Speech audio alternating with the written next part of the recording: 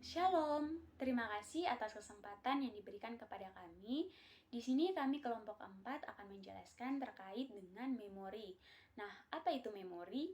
Memori atau penyimpanan merupakan sistem aktif yang menerima, menyimpan, mengatur, dan mengubah, bahkan memulihkan kembali suatu informasi. Nah, di sini ada 3 poin yang dapat menjelaskan pemahaman terkait dengan memori itu sendiri. Nah, yang pertama itu adalah recall. Recall ini merupakan peristiwa saat kita berada di alam bawah sadar. Nah, kesadaran kita memahami bahwa tubuh belum pernah mengalami peristiwa tersebut. Akan tetapi sebenarnya kita sudah mengalami peristiwa itu. Nah, yang kedua itu adalah rekognisi. Nah, rekognisi ini merupakan peristiwa di mana kita melakukan praktek mereview kembali ingatan-ingatan yang pernah terjadi. Dan yang ketiga itu adalah relearning. Nah, relearning ini merupakan tindakan manusia atau tindakan seseorang saat melakukan kembali hal-hal yang pernah dilakukan di masa lalu, sehingga dapat mempelajari hal itu dengan cepat karena tubuh kita mengingat akan hal itu. Tahapan memori. Nah, tahapan memori ini yang pertama adalah encoding atau pengkodean. Nah, pengkodean ini merupakan proses di mana otak kita menerima suatu informasi. Dan yang kedua itu adalah storage atau penyimpanan. Nah, ini merupakan proses ketika otak kita mulai menyimpan informasi yang sudah kita terima. Dan yang ketiga itu adalah retrieval atau pengambilan. Nah, proses ini ketika otak kita mendapatkan kembali informasi yang sudah kita terima. Tahapan memori menurut Richard Atkinson dan juga Richard Shifrin. Yang pertama, ketika pertama kali kita mengingat sebuah memori sebagai memori yang hanya sekilas atau memori yang singkat, maka itu dikenal dengan proses sensori memori. Nah, yang kedua, ketika kita sudah melewati proses sensori memori, maka kita akan mengubah informasi itu menjadi memori jangka pendek yang berasal dari latihan memori jangka pendek kita. Dan yang ketiga itu adalah setelah memori jangka pendek itu terbentuk, maka memori itu akan berubah menjadi memori jangka panjang, di mana proses ini dapat membantu atau dapat memudahkan kita dalam menemukan kembali informasi di dalam memori kita, atau yang kita kenal dengan istilah retrieval. Tahapan memori yang berikut ada 3, yaitu yang pertama memori sensorik, yang kedua memori jangka pendek, dan yang ketiga ada memori jangka panjang. Memori sensorik. Memori sensorik mencatat informasi atau stimulasi yang masuk melalui salah satu atau kombinasi dari panca indera, yaitu secara visual melalui mata, pendengaran melalui telinga, bau melalui hidung, rasa melalui lidah, dan rabaan melalui kulit. Nah, bila informasi atau stimulasi tersebut tidak diperhatikan, akan langsung terlupakan. Namun bila diperhatikan, maka informasi tersebut ditransfer kepada memori jangka pendek. Yang berikut memori jangka pendek. Memori jangka pendek atau short term memory adalah sejumlah kecil informasi yang disimpan dalam ingatan kita.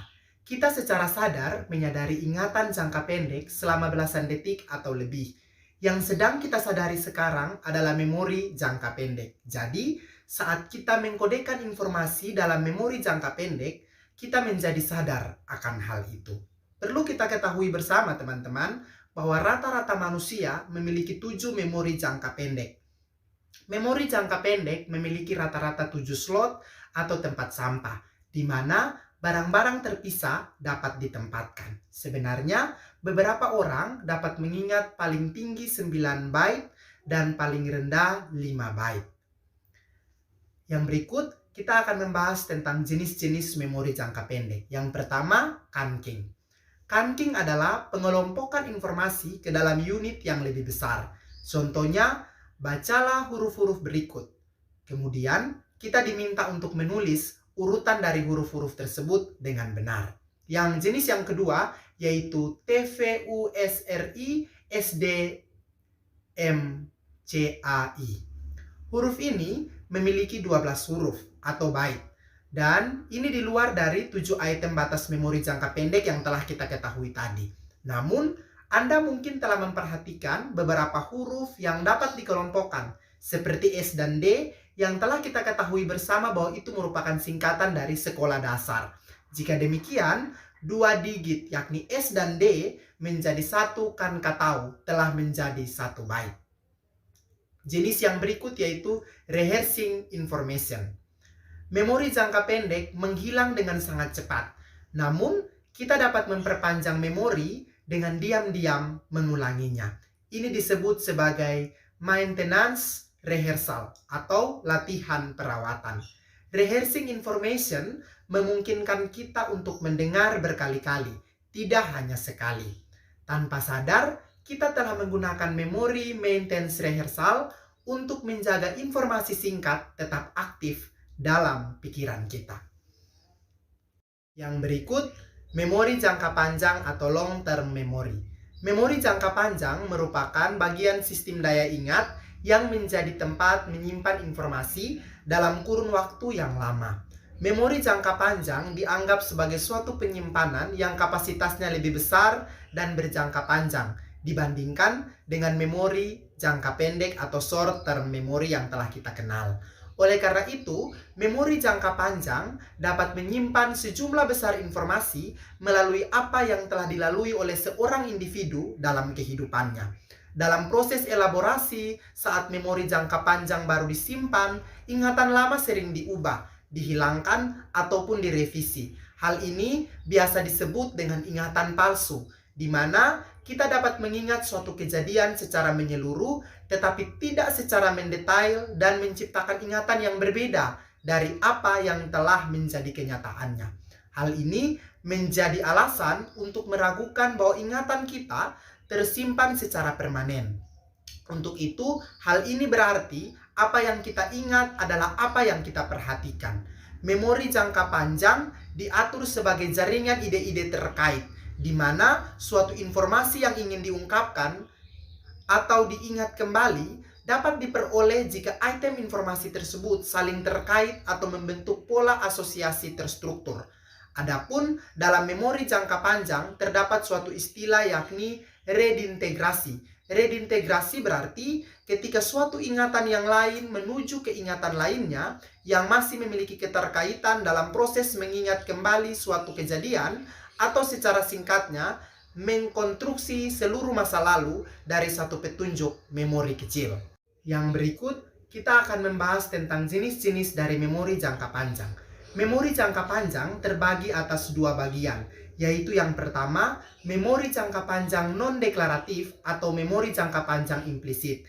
Memori ini terbagi lagi menjadi beberapa bagian, yaitu yang pertama, memori prosedural atau memori keterampilan. Memori prosedural mengacu pada kemampuan mengingat cara melakukan kegiatan yang dulunya tidak dikuasai. Namun, karena latihan dan repetisi, akhirnya dapat dikuasai dengan baik. Misalnya, kegiatan mengetik, mengemudi, dan lain-lain. Yang kedua, memori keterampilan motorik. Aktivitas sehari-hari selalu melibatkan keterampilan motorik. Mulai dari bangun pagi, sarapan pagi, membaca surat kabar, berangkat kerja, dan bersalaman dengan kenalan baru. Semua kegiatan yang dilakukan berjalan secara otomatis tanpa kita sadari bahwa dahulu kita pernah berupaya keras untuk mempelajari dan menguasai gerakan tersebut. Semua gerakan tersebut mengakses satu memori pada otak. Memori yang dimaksud adalah memori keterampilan motorik. Jenis yang ketiga adalah memori emosional. Sesuai dengan namanya, memori ini yang dipengaruhi oleh emosi. Emosi dapat merubah atau mempengaruhi perasaan seseorang dalam menghadapi sesuatu. Jenis memori implisit Jenis memori jangka panjang implisit yang terakhir yaitu memori otomatis. Memori otomatis merupakan memori yang terbentuk karena respon yang terkondisi. Informasi tertentu digunakan sebagai pemicu untuk informasi lainnya. Saat memori otomatis aktif, maka memori ini dapat mengingatkan memori lainnya. Jenis memori jangka panjang yang kedua yaitu memori jangka panjang deklaratif atau memori eksplisit. Terbagi menjadi dua, yaitu yang pertama memori semantik. Memori ini disebut juga sebagai memori fakta. Hal ini dikarenakan memori ini menyimpan informasi yang didapat dan dipelajari dari data, daftar, kata-kata, film, buku, gambar video, nama, tanggal, nomor pengenal, dan informasi teknis. Jenis yang kedua dari memori eksplisit yaitu memori episodik, yaitu memori ini berhubungan dengan kemampuan kita dalam mengingat fakta-fakta dan kejadian yang terjadi dalam suatu waktu dan tempat tertentu. Jenis memori ini adalah cara yang paling alami untuk belajar dan mempunyai kapasitas yang tidak terbatas. Memori episodik akan semakin kuat apabila informasi yang dimasukkan diberi muatan emosi dan tambahan stimulasi sensorik seperti penglihatan, suara, gerakan atau perabaan, penciuman, dan pengecapan. Atau modalitas visual, auditori, kinestetis, olfaktori, dan gustatori. Mengukur memori atau measuring memory. Memori adalah sesuatu yang bersifat parsial, sehingga tidak mengingat semua atau hanya mengingat sebagian saja merupakan sesuatu hal yang biasa. Perlu kita ketahui, ada beberapa fenomena yang sering terjadi dalam diri kita yang membuktikan bahwa memori adalah sesuatu yang bersifat parsial. Yang pertama, fenomena tip of tongue atau fenomena ujung lidah, yaitu perasaan percaya diri bahwa ingatan itu ada atau memori itu ada, namun kita sulit untuk menjangkaunya. Fenomena yang kedua yaitu perasaan tahu atau feeling of knowing, yaitu perasaan bahwa Anda mengingat suatu jawaban, padahal jawaban sebenarnya tidak Anda tahu.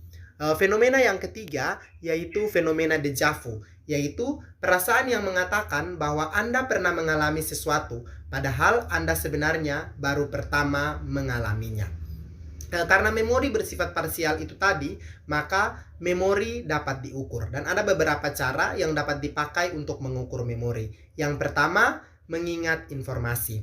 Kita sering mengingat informasi untuk mengambil langsung fakta atau informasi yang kita hafal. Namun, urutan di mana informasi dihafal memiliki efek yang menarik pada ingatan. Efek ini dikenal dengan efek posisi serial, yaitu kita dapat mengingat item yang terakhir dalam daftar kata yang diberikan kepada kita karena kata tersebut pertama masuk ke dalam short term memory. Setelah ada informasi baru, ia kemudian pindah ke long term memory atau memori jangka panjang. Sedangkan item pada daftar tengah sering hilang karena tidak menempati dua posisi serial itu tadi. Yang kedua yaitu mengenali informasi. Cara lain untuk mengukur memori adalah mengenali informasi. Dalam hal mengukur informasi, sering digunakan pengenalan informasi. Sebab di dalam pengenalan, kita dapat mengidentifikasi informasi dengan benar. Pengenalan biasanya lebih unggul daripada ingatan. Hal ini membuat orang sering mengatakan bahwa walaupun saya lupa namanya, tetapi tidak melupakan wajahnya. Sehingga pihak kepolisian sering menggunakan foto atau barisan tersangka untuk mengidentifikasi tersangka kriminal tertentu. Namun, apakah pengakuan selalu lebih unggul? Itu tergantung jenis pengeco yang dipakai.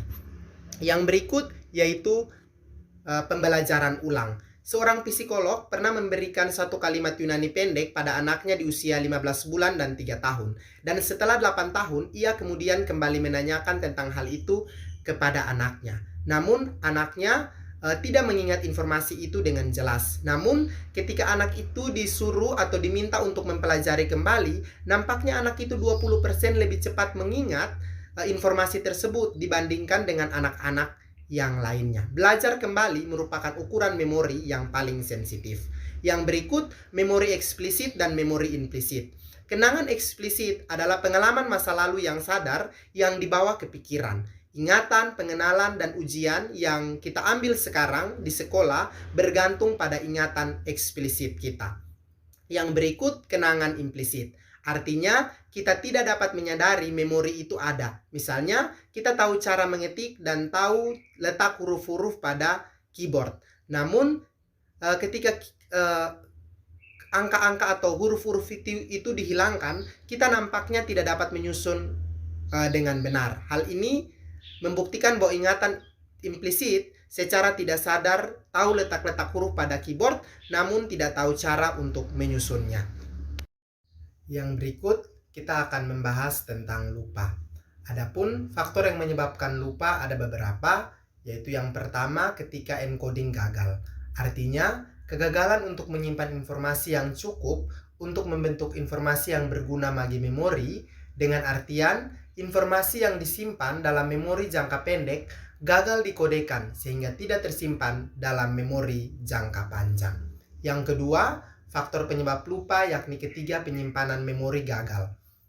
Satu pandangan tentang melupakan menyatakan bahwa jejak memori, yaitu perubahan sel saraf atau aktivitas otak, membusuk, yakni memudar atau melemah dari waktu ke waktu. Informasi yang disimpan di short term memory tampaknya memulai aktivitas singkat di otak dengan cepat padam. Oleh karena itu, memori sensorik dan memori jangka pendek beroperasi seperti ember bocor. Informasi baru terus mengalir, tetapi dengan cepat memudar dan digantikan oleh informasi yang lebih baru. Faktor yang ketiga atau yang terakhir yang menyebabkan lupa, yakni ketika pengambilan gagal, adalah ketika kita tidak dapat mengambil informasi yang tersimpan dalam memori jangka panjang. 7. Memori konstruksi. Kesalahan memori konstruksi. Ketika kita memutar ulang sebuah memori, kita sering mengganti yang asli dengan versi yang sedikit dimodifikasi. Peneliti memori menyebutnya konsolidasi. Jadi dalam artian tertentu, kata Joseph Ledum, ingatan Anda hanya sebaik memori terakhir Anda. Semakin sedikit Anda menggunakannya, semakin murni itu. Ini berarti bahwa sampai tingkat tertentu, semua memori salah. Adapun kesalahan informasi, imajinasi, dan amnesia merupakan sumber yang mempengaruhi konstruksi ingatan kita. Kesalahan informasi dan efek imajinasi. Tes memori memberi hasil yang berulang adalah efek informasi yang salah. Saat terpapar informasi yang menyesatkan, meski merasa percaya diri, kita cenderung salah ingat. Yang kedua, sumber amnesia. Di antara bagian memori yang paling rapuh adalah sumber. Biasanya menunjukkan sumber amnesia, disebut juga salah atribusi sumber. Misatribusi adalah inti dari banyak ingatan palsu karena efek informasi yang salah, dan amnesia sumber terjadi di luar kesadaran. Hampir tidak mungkin untuk menyaring gagasan yang disarankan dari kumpulan ingatan nyata yang lebih besar. Sumber amnesia juga membantu menjelaskan deja vu, mengalami perasaan yang sekilas dan menakutkan ini. Ini paling sering terjadi pada orang dewasa muda yang terdidik dan imajinatif, terutama ketika lelah dan stres. Bagaimana amnesia anterograde dapat terjadi? Di dalam otak kita terdapat sebuah proses yang dinamakan sebagai proses konsolidasi, atau proses di mana kita meleburkan informasi-informasi baru yang kita terima dengan memori jangka panjang yang ada dalam diri kita. Konsolidasi dapat diibaratkan seperti kita membuat sebuah gambar pada kertas. Pada saat kita menuliskan nama kita, sudah jelas nama kita akan tertera di dalam kertas itu, akan tetapi nama itu bisa saja terhapus, maksudnya amnesia, karena air atau karena apapun, dan bisa saja nama itu dicoret-coret, maksudnya gangguan. Penyebab terjadinya amnesia anterograde. Nah, ada dua faktor penyebabnya, ya. Yang pertama adalah esias dan rusaknya hipokampus di dalam otak kita. Esias atau shock elektrokonvulsif merupakan sebuah sengatan listrik dengan kekuatan kecil yang diberikan kepada otak. Proses ini biasa digunakan kepada disorder berat seperti depresi dan skizofrenia. Proses ini dikenal sebagai elektrokonvulsif terapi. Menurut penelitian, efek samping dari menggunakan elektrokonvulsif yaitu hilangnya kemampuan otak untuk konsolidasi dengan informasi-informasi baru yang akan kita terima.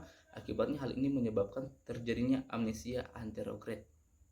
Selanjutnya, hipokampus. Hipokampus menurut Sutherland,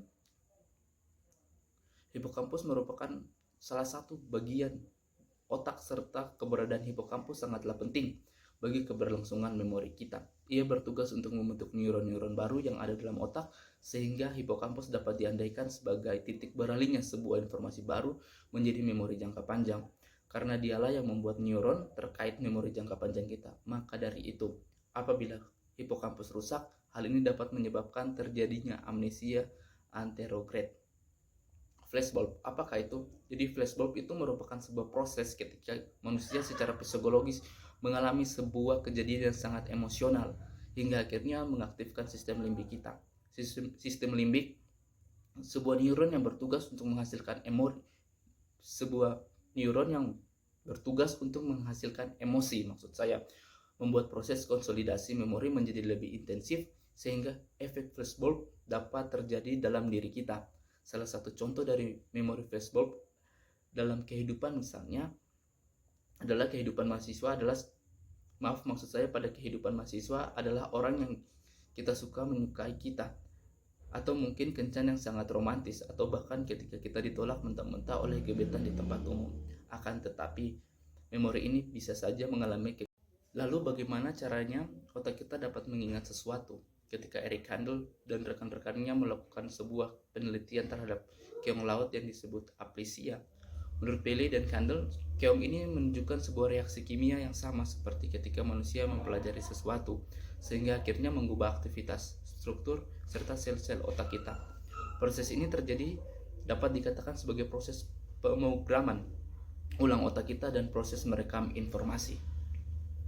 Memori luar biasa. Bagian ini kita akan menjelajahi memori yang luar biasa. Stephen Kosillon, Thomas Ball, dan Brian Reiser menemukan cara menarik untuk menunjukkan bahwa ingatan ada sebagai gambar.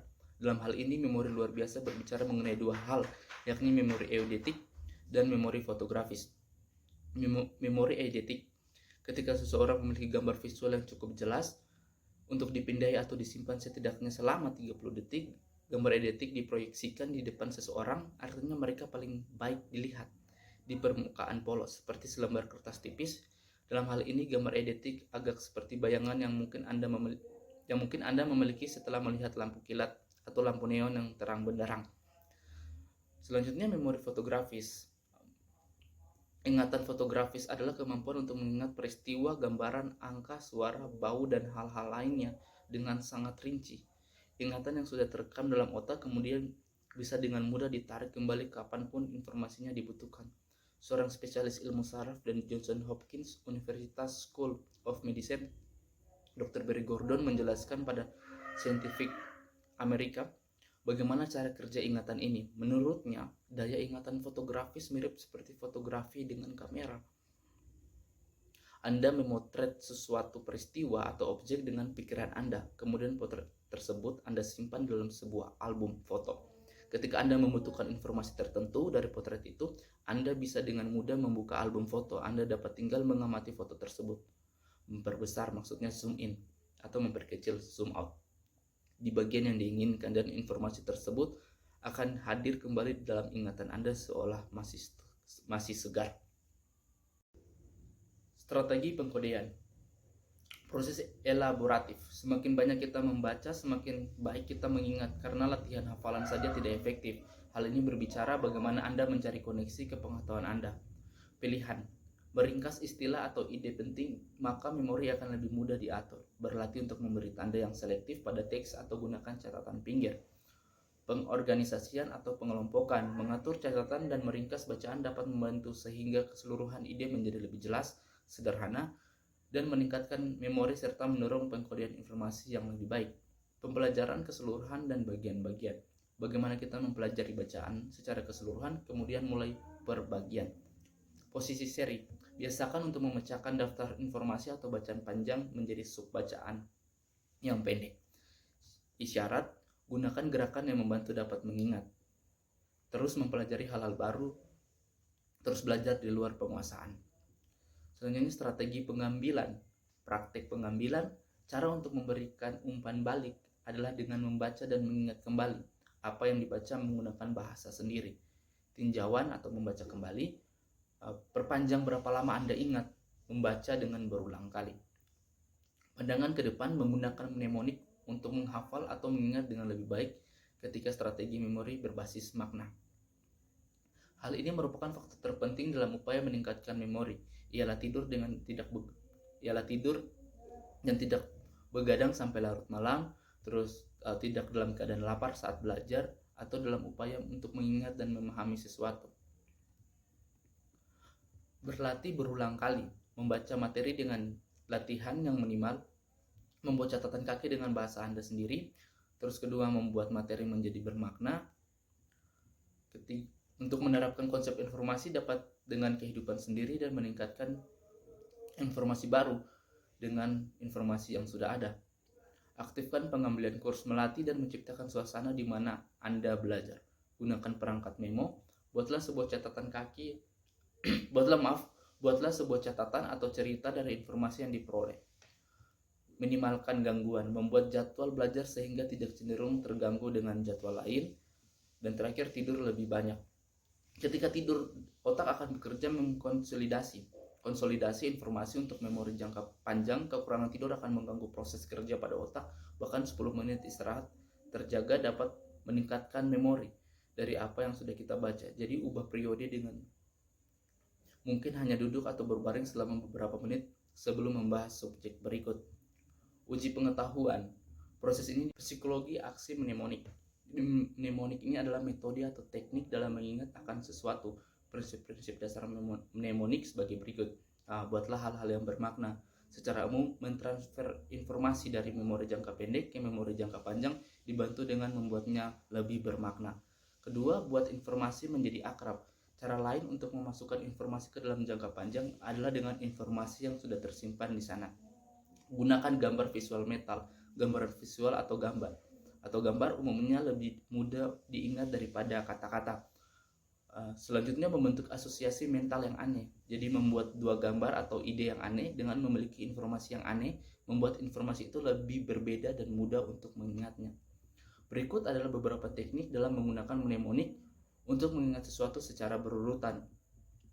Bentuk cerita atau rantai. Untuk mengingat daftar ide, objek, atau kata secara beruntun, cobalah membentuk asosiasi berlebihan yang menghubungkan item pertama ke item kedua, lalu item kedua ke ketiga, dan seterusnya.